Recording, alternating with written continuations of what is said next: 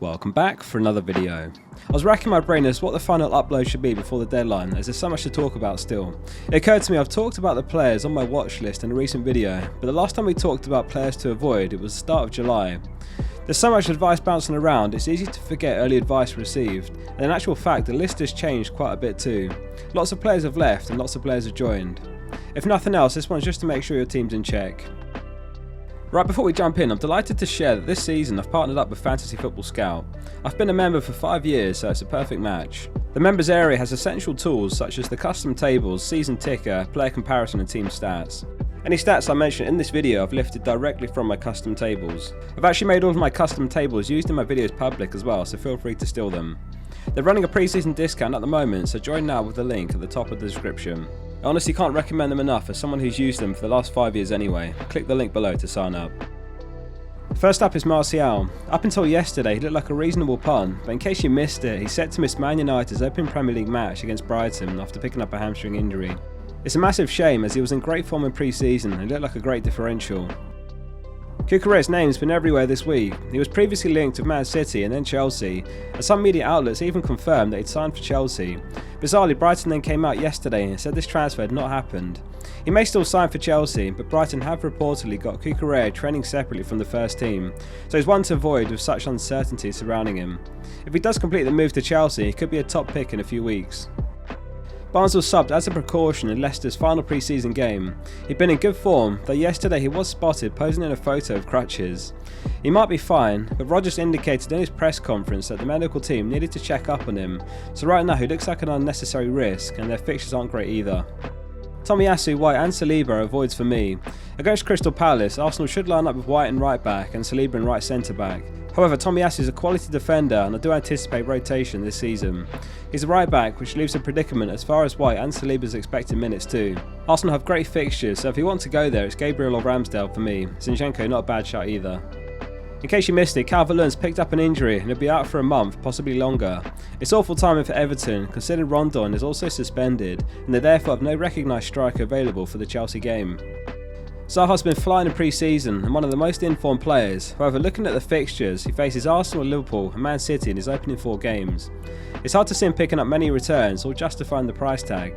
He may have even dropped in price come Gameweek 5 when the fixtures turn, which is the time to consider him. Gallagher's a bait pick, as he did well on loan at Crystal Palace last season and he's now listed under Chelsea with 140 points.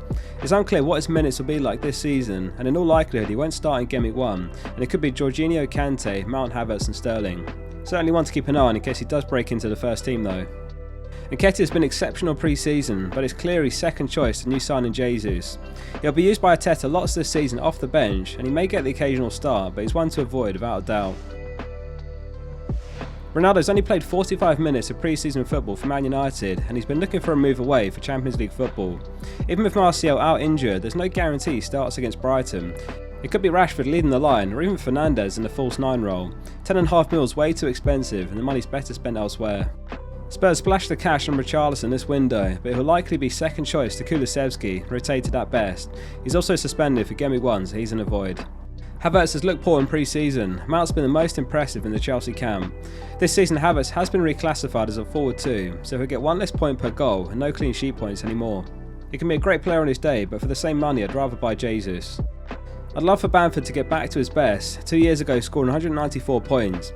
He's actually looked solid in pre-season and leads to fairly kind fixtures, but for me it's all about price points and the value you get. They got it totally wrong pricing him at 7.5 mil, when 7 mil gets you Robertson or Cancelo, or 7.5 mil gets you Alexander-Arnold. Therefore it makes more sense to go big at the back than spend the money on Bamford. Greenwood and Taylor are the two most owned 4.5 mil forwards. Archer looks likeliest to get the minutes and he's the least owned of the 3. On top of that, Greenwood will be more susceptible to price drops with around a quarter of the player base owning him. Many managers could dump him if he doesn't play a single minute in the opening weeks. Last season I went into Gameweek 1 with Scarlett from Spurs purely for this reason. Team value is crucial in the early stages of the season and it can have a butterfly effect further down the line. We've all been there when you have the perfect transfer plan and it's 0.1 mil short. This one's perhaps a controversial one, but it's Perisic and Sessegnon. Kante was asked yesterday if Perisic is fit enough to start. Kante was very coy and he indicated that it could be either Perisic or Sessegnon. Regarding Perisic, he said he's happy to pay a bit of attention to give him the right time to adapt himself to recover 100% after his injury. My gut feel says he's probably got a 75% chance of starting because Kante will want him ready for the Chelsea game in Gameweek 2. But it also feels like a big gamble for the Southampton game alone, because Gameweek 2 you would rather bench him anyway. Personally, I've avoided and left the door open to get him in Gameweek 3 when Tottenham's fixture looks better. The other thing I'll say is that if Perisic doesn't play the 60 minutes or doesn't start, then he'll be dumped by thousands of managers, as he's currently around 28% owned. Next up is Alison. For me, there's much better value to be had on other Liverpool assets. I'd rate Salah, Trent, Robertson and Diaz ahead of Alison, maybe even Nunez.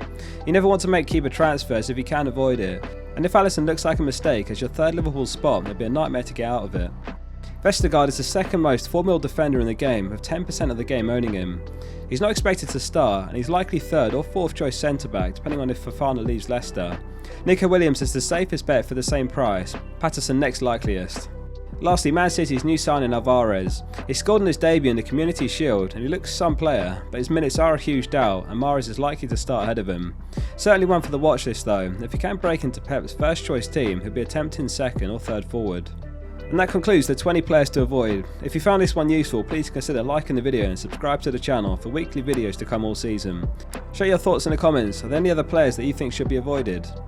I'll be live around 90 minutes before the Gameweek 1 deadline, streaming live from Fantasy Football Fest. Hope to see you then.